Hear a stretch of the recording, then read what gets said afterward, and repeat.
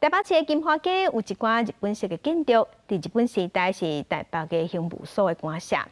文化局即马已经修复甲这个所在，成做一个生活园区，会当提供予民众普通时啊来遮行踏。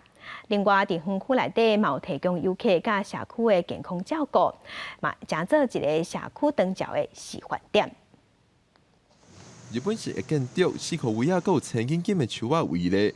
台北市大安区的永金时光生活园区，伫日本时代原本是台北刑务所的官舍。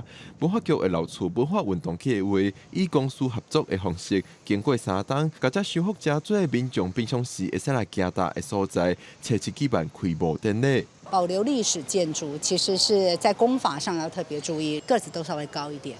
那我们看，我们进到屋子里，其实个子都。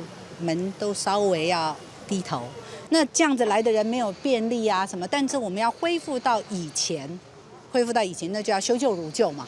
如果一定要做餐厅，它一定要在符合历史建筑的范围规范内。这个园区除了引进侪商店，为了让各种年会、各族群拢会使来行踏，园区也有真侪无障碍的设计，甚至有设置社区保健室，除了提供游客健康照护，也加做社区长照的示范点。我有什么样的不适，我临时有什么，我都有人可以来协助你。